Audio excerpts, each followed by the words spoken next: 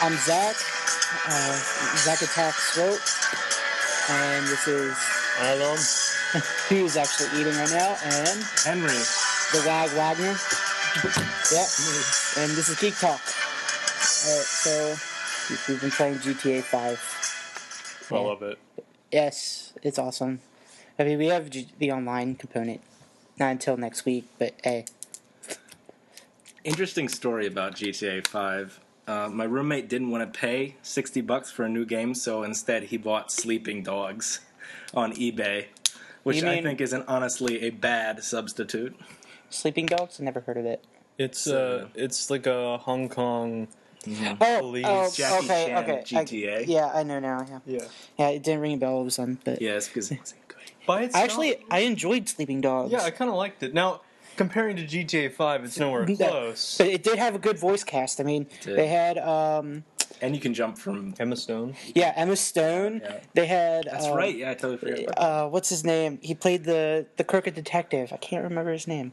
Oh, I know who you're talking about. Was it? He played... I almost said Woody Allen. No, Woody Allen. older than that. Older than that? Jackie Chan. Yeah. Jackie Chan. Was it Jackie Chan, really? No, it wasn't an Asian guy. It was some British actor. I think my favorite part about the game is just jumping from car to car. Because in Hong Kong, that's what Asian people do. Yeah, They're all just Spider-Man. The thing is, I think they got Hong Kong. Was it Beijing? It was Hong Kong. Hong Kong. I think they got the whole feel to it pretty good. Yeah. With the graphics, but yeah, back to GTA 5. I derailed that already. Yeah, yeah. I mean, I beat the story. I mean, it's pretty awesome. I'm not quite there yet. I think I'm getting close. I just got to... Warning! Spoiler alert! Warning! Yeah, warning! Spoiler alert! I just got to the point where I just got done robbing the police bank. And going out like with the miniguns and the full body armor. You're talking about the bank? Oh yeah. Yeah. The Juggernaut suits. Well, the Call of Duty Juggernaut suits. Yeah. But yeah, I'm right now. I'm very close to getting 100%. You know, I put like 50 plus hours into that game so far. I saw that you got the Under Bridges achievement. I just did that last night, actually. Yeah. It took me 50 million tries, and I eventually ended up spending $2 million in game just to... This damn fly. All right. He just wants to get his voice in. Yeah. I did that last night, but it eventually took me a while because I had to use the buzzer. The attack helicopter, I think it's buzzard, I'm not sure. And I spent $2 million in game, and that whittled down my bank account very much. Oh god. Yeah, I know, $2 million, but at least it's one of the better helicopters, and it goes really fast. At least it's not microtransaction. Yeah. Which they did announce yesterday for GTA Online. People can buy in-game money, like because instead of having to earn it, you can just pay for it. So you're saying a $60 game, and then I'm going to spend more money buying things. Hey, people did it with Diablo. I mean... Yeah, well, that still doesn't make it a good thing. I know, and the people were too lazy to actually earn money in-game. Yeah, I don't know. It's like the whole free-to-play thing. It's like, it's free to play, but you got to pay to win. Speaking of which, though, GTA Online is like an MMO, which is pretty cool. I'm excited for it. I can't wait. I'm a big... Sound cheesy. I'm a big role-play guy. Oh my god. You don't know this, but I'm a D&D player. I'm a dungeon master. I spend more time doing anything else in my life playing Dungeons and Dragons and role-playing game than anything else. And I can't believe you've never brought this up, because I can talk forever about role-playing games. I'm a hardcore role player. Maybe we can talk about that on a future episode. Oh, man. All right. We're just locking eyes and breathing heavily. Yeah. GD20. I'm excited because they're talking about adding new worlds to it. I mean, they totally confirmed. People were thinking London because that was in one of the original add-ons. It was an add-on content for the second game, but they pretty much threw away that idea. But I found it interesting because I always wanted to go back to Vice City. Mm-hmm. And everyone does. Vice City never leaves you. Yeah, Vice City is like what I consider to be the best GTA game. I mean, yes, GTA 5 is a good game, but nothing can beat a classic. Well, It set the tone for the genre. It did. You know, it gave it that perfect balance of sort of seriousness mixed with satire, mixed with kind of a great sort of just, I don't know how to explain it, just insanity. I like the setting of the game too. Mm-hmm. It like that whole like neon dripping 80s feel. Like if I could pick any of the settings, the last like 3 or 4 GTA games, I've lost count of them. Vice City is definitely where I would want to go back. I mean, Ray Liotta doing the main character's voice. Oh yeah. It's sad because he won't ever come back because he went to a ridiculous amount of money, which I think he actually deserves to do it because he pretty much his character also set the tone. How much is he asking for? They actually offered him to do a cameo in GTA 5. It was never really announced, but in a recent interview, he's like, I was offered money to do another GTA game, and he said, hint, hint, you know, like hinting that he might have been talking about GTA 5, and it would have made sense, even if they were just doing it for the online component, but he's like one of the more popular characters. But there's this whole argument between San Andreas versus Vice City, I mean, in the original GTA games, but I love the customization of San Andreas, but I like the setting and the time period of Vice City. True. Yeah. And I also like how colorful it is in GTA 5. I mean, GTA 4, it was a good game, but it was gray. It was too gray. I mean, it was too dark. And the graphics seemed a little And have you been having any of those glitches that people have been talking about with the cars and the garages? Save points, yeah. That's so weird. I didn't know about that till you mentioned it. I knew there were glitches, but I was Franklin, and I was escaping from the cops, and I actually went to a dead stop, even though cops were chasing after me, because I looked to my right, and there's a bus on its side, like jittering up and down in a parking garage. That's great. I remember, like, I was worried because, like, I fought all that crap to get to a fighter jet in Fort Zancudo, which is one of the most frustrating things because after, like, the 50th time, I threw my controller across the room because it was, like, and, Did you hurt anybody? Is your dog okay? I hurt my dignity. But anyways. That's what his dog's name is. Dignity. Alright, but, yeah, I finally stole a fighter jet, and I'm like, I want to save it, but how am I supposed to do this? Because I'm hearing all these glitches. So I go to my hangar, which I purchased in game, and I get out and I walk back, and there it still is. So I thought maybe it's saved.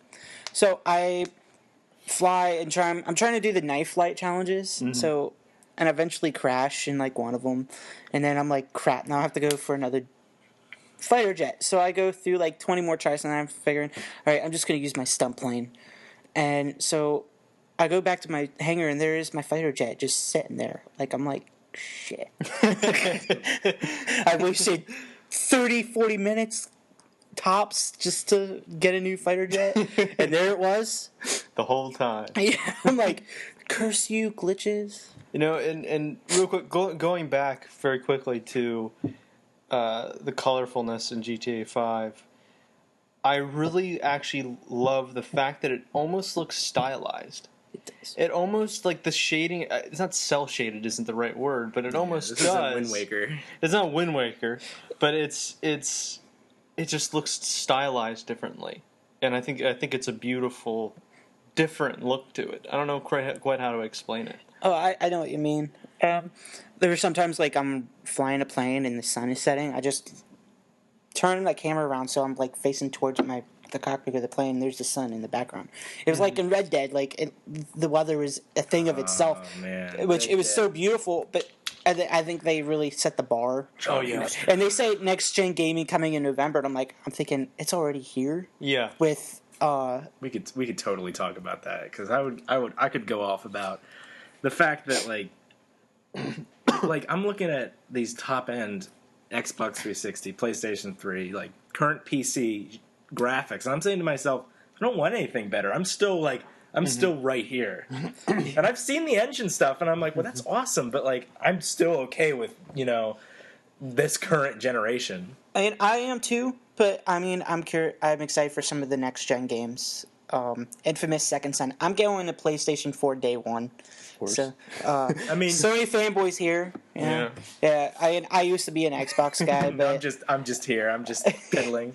Yeah, he's just along for the ride. Yeah. But no, this whole controversy between this whole argument between Xbox and PlayStation, I feel like Xbox is like so ignorant of so many things when it comes to their consumers. Yeah, and the fact that they've never made a profit in any of their gaming systems. Here's the thing. Speaking of profit, they lost millions of dollars on their Surface tablet, and here they are making 2 new models.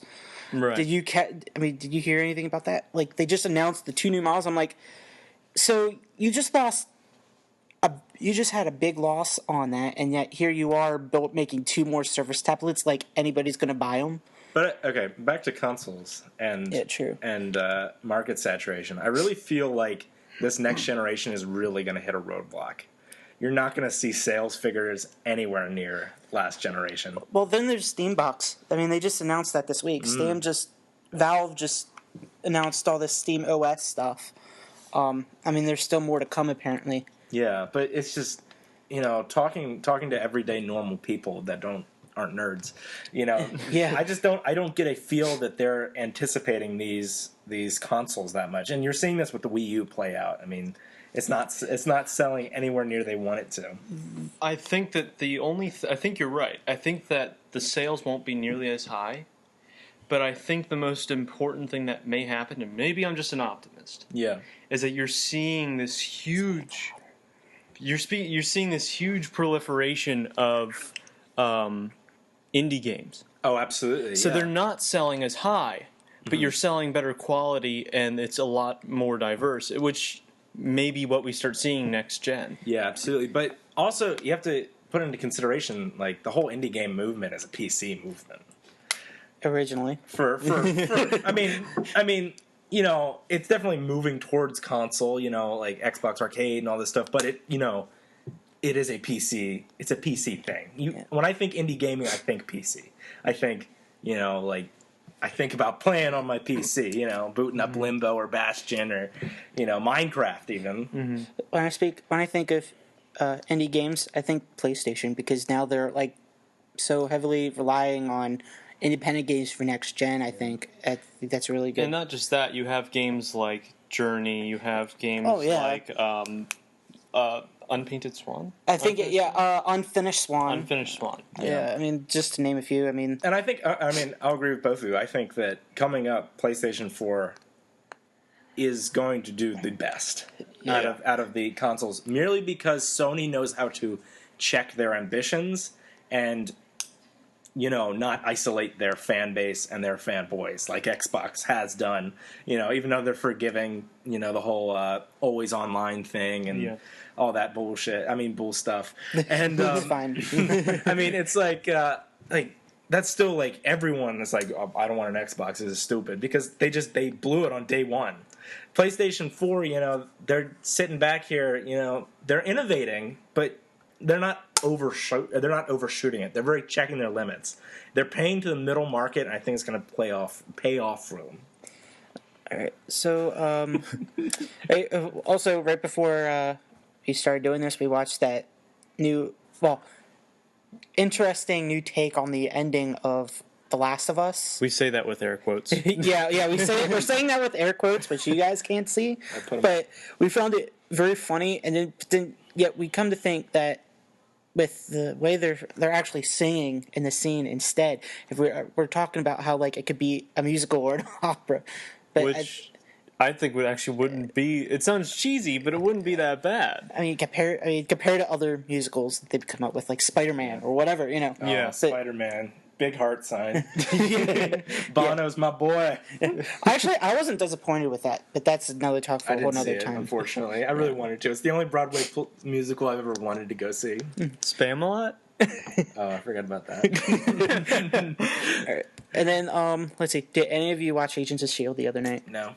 I still have not seen it. I want to see it so bad. All right, I'm not going to say anything else then. I was planning on talking about it, but I'm not going to talk about. I'm just going to say it's good. Though I felt like something was missing. I just can't place it. Like, we talked a little bit about this yesterday. Are you being sarcastic? You can't praise it because I'm not being sarcastic. There aren't superheroes in it. Actually, there is. Actually, they have some people. They bring in extremists. I'm not going to go into detail, but they bring in all this stuff from they bring in stuff from the Avengers and Iron Man 3. So one of the big things in Iron Man 3 they bring in is extremists, and and the way it kind of actually fits, and I like how they do it, but I feel like there's something else missing. And I think the biggest question with the show is it's on ABC, right? Yes. ABC is a primetime network. They've got a lot to live up to. They cut shows left and right. Do you think it's going to continue? I think it will. I mean, it just was announced they broke records with its viewing. I mean, 11.9 viewers. But that's always not an indicator. It's always, True. But what Marvel has shown, though, I mean, there was skepticism about Iron Man, the first Iron Man movie, and what they have shown is Marvel has always proven itself time and time again with its, especially after when it hit the Avengers and it hit that big box office and beyond expectations. Batman Beyond. Beyond expectations. That's what I'm talking about. Yeah. And then I give personally, I have not seen it, but knowing it's ABC, and knowing that unfortunately. Let's see, and I have not seen it, so I don't know yet. We can talk about this another time soon, next week or whatever. When we spurg out about RPGs. Yeah. I think that I give it probably until the next Avengers movie comes out. I think Fox is worried, though, too. They just announced they're doing a Commissioner Gordon TV show pre-Batman. That's how desperate studios are to actually compete with this now, because it's like DC.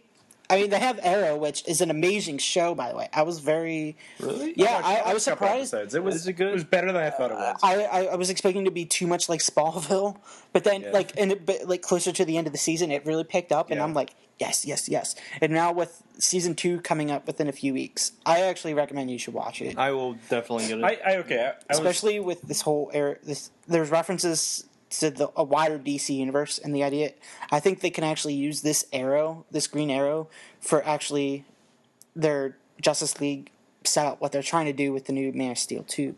I think that, I think the Green Arrow has always been a very, very underrated comic book character. I just think he's awesome. He's really good in Injustice: Gods Among Us. Yeah. Him and Aquaman kick a lot of butt. Well, I was like, Aquaman finally kicking ass. Yeah. Did you guys see that picture on the internet? And it's Aquaman and he's riding Cthulhu. Yeah, like, I've seen that a lot. No. Yeah, I have it tattooed on my face. That's why I'm bringing it up. Yeah, that's what it was the whole time. I was wondering what that tattoo was. It just looked like it kind of smudged after a while. I really think that there's so many of these superhero movies coming out, and I'll tell you what, I enjoy superhero movies. I love X-Men. I love the original Spider-Man. I loved Avengers, but I'm getting fatigued. I feel like other people are too. I think the market is going to be oversaturated with superhero movies, but I say that with such hesitations because people still keep going. They always say that about, they said that when Spider-Man 2 came out. I mean, I remember they're like, it's going to get too boring, eventually. But then, again, Spider-Man 2 beat box office records. Then Iron Man, they were saying it's becoming that repetitive. I mean, but okay, think about our reaction to this new Gotham thing. We weren't like, oh, I've always wanted to hear Commissioner Gordon's story.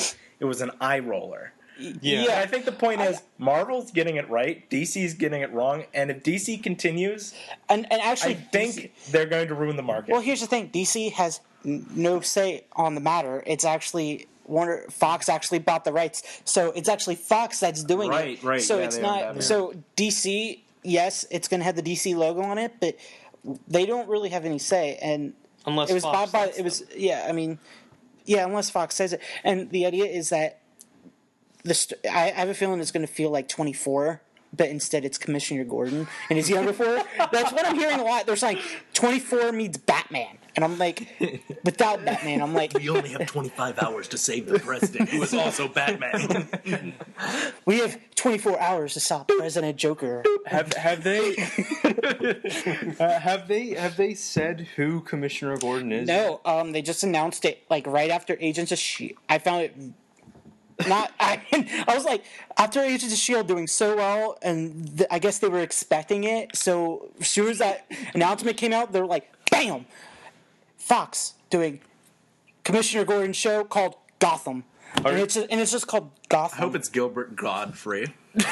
Where's the Batman? Where's the Batman? And here's the thing, Batman has nothing to do with the story whatsoever. So it's all pre-Batman. It's all pre-Batman. It's got to have his daughter in it, though. So yeah, it's young Gordon. And the idea is that they're going to show everything kind of leading up to when Batman becomes, eventually probably towards, if it's a series that stays on, and we might see it build out to where Batman actually starts appearing. But more importantly, we might see Batgirl, Commissioner Gordon's. She'll probably be a little kid, whatever. But that's what I'm waiting for. Technically, she was in the Dark Knight trilogy. Really? Yeah. Yeah. Oh, yeah. In the Dark Knight. Yeah, in the Dark Knight, when when Harvey Dent was holding, Two-Face, was holding Commissioner Gordon's family. Wait, he was Two-Face? I'm just joking. Spoiler. But no, and it was actually a boy, not a girl either. There was a boy and there's a girl. Yeah. I don't remember. She's holding her two kids. I don't remember a girl. I just remember there being a boy. That's interesting. I mean, she was my favorite character in Batman Forever. God. God.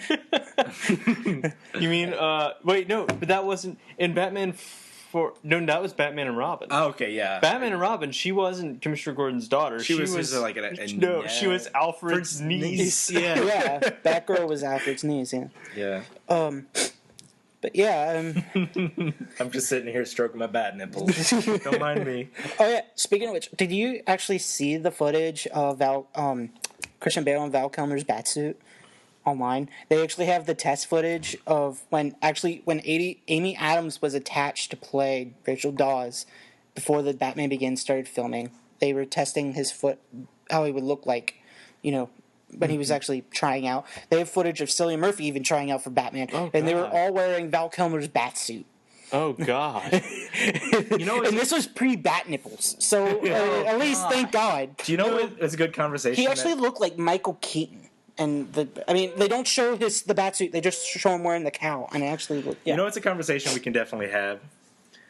Favorite Batman, favorite Bruce Wayne, because the internet's all talking about it. Everyone's got their opinions. Okay, I'm split between Michael Keaton and Christian Bale. You got to pick a favorite Batman and a favorite Bruce Wayne. Okay, here's the thing: Christian Bale did both extremely well. So, but with if I just had to choose him for one of them, I would say he would be a good Batman. He was a good Batman, especially with the new voice. But Michael Keaton, he perfectly nailed Bruce Wayne, like the Playboy factor. See, a lot of I read a whole article on it on movies.com. And I tend to agree with them. He's scowling. I tend to agree with them. I think that, I'll agree with both those. However, I think the best median choice is Val Kilmer. Because... For what? For best overall Batman and Bruce Wayne. Because I feel he brings... His Bruce Wayne is so coolly detached. He's so, suave. And his Batman isn't anything special, but it's nothing over the top.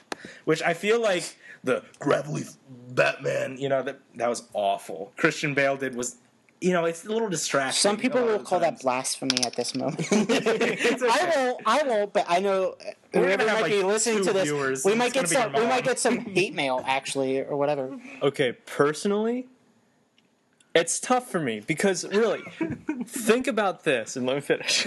I'm not going to say anything. Think about this. Take away, as dumb as this sounds, the whole plot of Batman Forever, really, and just pull Val Kilmer out. Yes.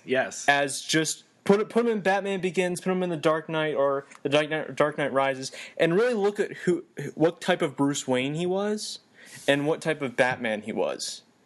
And when you really look at him, he plays the seasoned Batman pretty well, from what I remember. I could be wrong. I may have to rewatch the movie, but I will say if this: you want to. I will. That's what I'm saying here. Yeah. I mean, no one.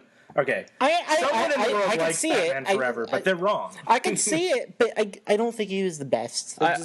I think that Christian Bale was fantastic at humanizing Batman. I cried at the end of The Dark Knight Rises. Oh God, I did so bad. I cried at the end of Batman Forever. I cried at the end of Batman Forever, but then I went to see Batman and Robin also, and I'm like, I cried just as much because... Just for different reasons? No, for the same reasons, because it was just so bad, and it's like, thank you, Joel Schumacher, for ruining my childhood. Yeah, he actually apologizes. Actually, if you listen to his interviews since then, he goes saying, it wasn't entirely my fault, it was the studios who just wanted to boost out action figures. Yeah. And I loved my Batman Forever and Batman and Robin action figures. So. Yeah. Speaking of which, I never understood, before we get back to the which Batman is best thing, I never understood, and this was always a huge complaint for me, why did they never just sell Batman? It was always Batman in some weird getup with like lightning bolts on his suit, and he had some backpack that shot missiles. Right. It was like, I just wanted Batman. Why does Batman hang out with sharks? There's that famous photo online now, the shark repellent meme. Oh yeah, he's like, Shark Week, and you say they have Shark Week memes with Batman and with a plastic shark on his foot. You know? But back to the best Batman thing. I'm torn because I'll say this. Here's how I'll put it. If you want to see, I think, an earlier Batman, I think Bale does that perfectly. And I'll even say in Dark Knight Rises, he was a fantastic seasoned Batman. But to me, the closest thing to as Henry here put it, cool, detached Bruce Wayne, which I do like. I like that he's kind of this businessman who's kind of a jerk, but at the same time is kind of a nice guy. Mm-hmm. And then you have the Batman that's more serious, that's not willing to fall for a lot of gullible stuff. I mean, despite the stupid plot, Val Kilmer's Batman isn't a Batman that, as soon as he hears about Bane, says, I dealt with the League of Shadows already. They're gone. I don't have to worry about it. Like, I think that it's a Batman I can take that takes situations more seriously. Not that I take more seriously. Yeah. And also, I don't... No matter how bad that movie was, I actually do think George Clooney actually did a very well Bruce Wayne. Oh, he did a fantastic Bruce Wayne. I mean, he was just in the wrong movie. But his Batman was written so terribly. And his delivery when he was Batman, and it's partially because of the stupid stuff he was doing, like playing hockey. It's just his Batman itself, and it's not him, it's the way it was written, is so bad. His Batman is so bad. Yeah. And now people are saying, oh no, it's Batman, George Clooney bat nipples again with Ben Affleck being casted. I'm giving Ben Affleck the benefit of the doubt.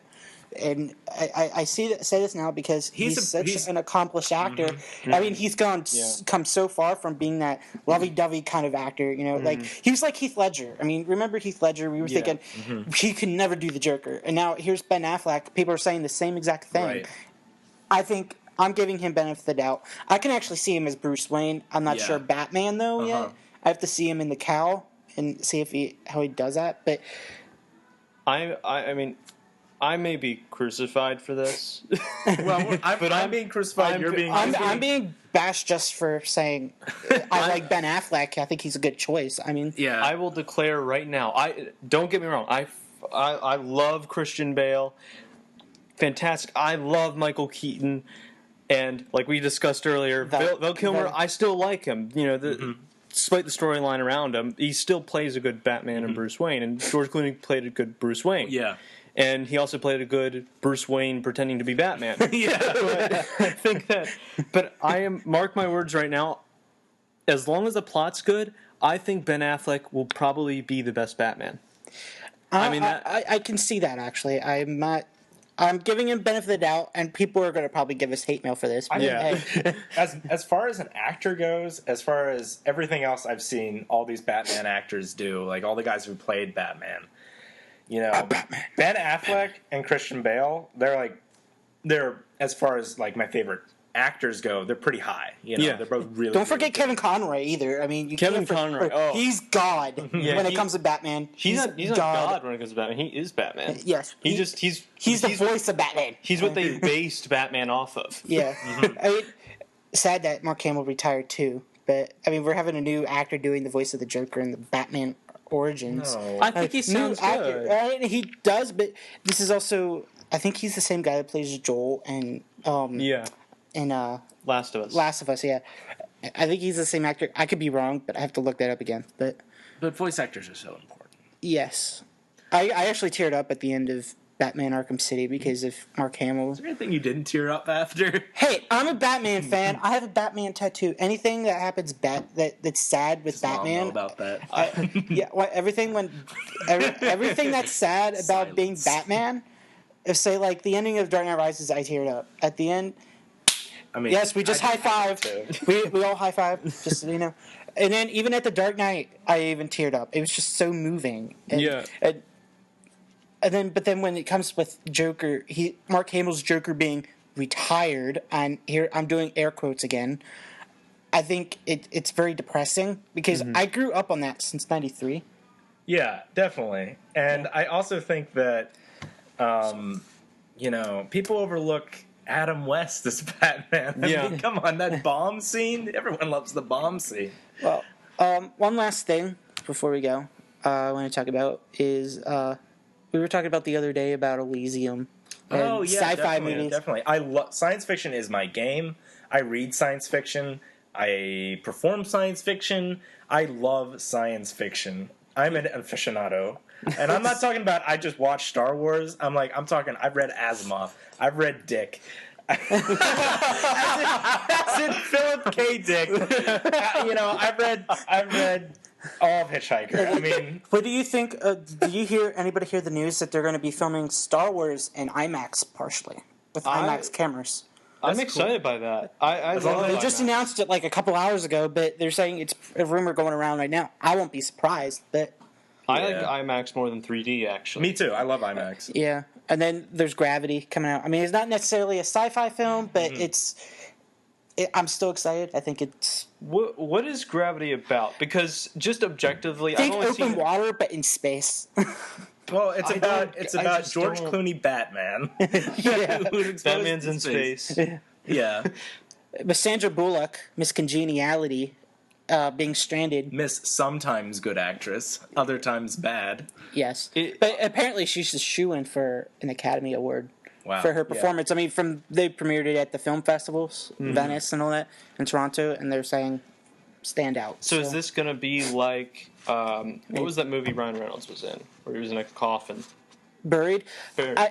I think so, but it's also going to be more spread out. Okay. And here's the thing also, I'm a fan of Alfonso Cuarón. I can't pronounce his last name right. Cuarón. But, I mean, he did one of the best Harry Potter movies in the series, Prisoner of Azkaban.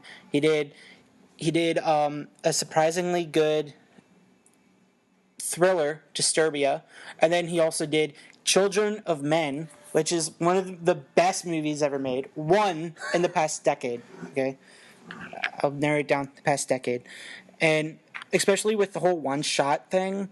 I mean, apparently the beginning of Gravity is filmed in one 12-minute long shot. That's fantastic. So he it seems like he's expanded a lot, and especially when he's going into different genres. Well, it seems to be a staple now. I mean, he did the one long shot in Children of Men, which was fantastic. It was it was composited, but it was. It did look awesome, and apparently now his shots are very long in Gravity. So, I'm curious to see. But Elysium. Yeah. Okay. Back to Elysium. Okay. Now you know my credentials that I read a lot of Dick. Philip K. Dick. Philip PKD. Look him up. You'll learn something. Anyway, I liked Elysium. Good film. Probably one of the better films I saw this summer in theaters. That wasn't on my computer. But good science fiction. Good science fiction. Maybe, like District 9, same director, a little heavy-handed with the analogy. With the political mess. Yeah. And definitely a little bit more heavy-handed than, debatably, with District 9. If you like District 9, you will like Elysium. They're very, very similar. They have the same feel. And we were talking about this earlier. Yeah. I mean, the whole, the color of the the film, the color, especially when, like, a ship takes off, it looks so real. Yeah. That's what just makes his world so believable. It's because it feels so dirty. So even nice things in the film often feel dirty if they're on the planet. The robots are all scratched up and broken, and everyone's got, like, tattoos, and they're all sweaty, and, like, this sounds like a bad music video. No, believe me, the dull tones in it just work out so well. And what makes Elysium so cool is, if you know the plot to Elysium, planet Earth is where all the poor people live. Elysium is where all the rich, entitled people live. Elysium is such a difference because it's so pristine. It's so nice. It's shiny, white, bright colors. It's really nice on the eyes. Let's just end it at that. It's really nice on the eyes. Just like GTA 5. We're coming around.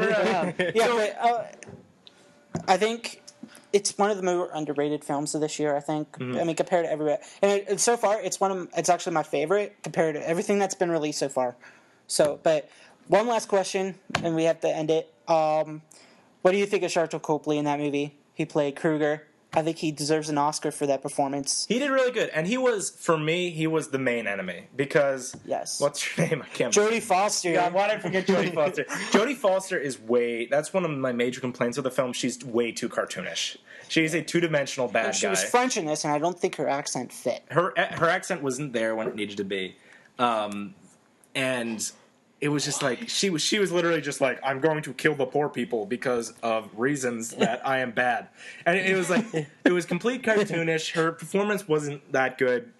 Yeah. Not a well-written character, but what's his name? Sharlto Copley. Thank you. Who's best friends with the director. That's how he got the role. He's so good in that film. I think he deserves an Oscar. He did so great. I agree with that. He was like the Joker of sci-fi films, I think. Oh my gosh, and I think that's a good analogy. He is so like bad. You hate this guy, but you also like him. You like his. I respect him as a bad character. Right. Okay, that's because I don't like this guy at all. He's evil. He's manic. He beats women. Everything I'm against because I'm Superman. Yeah, he's psycho. Good performance. He sold it. I hated him.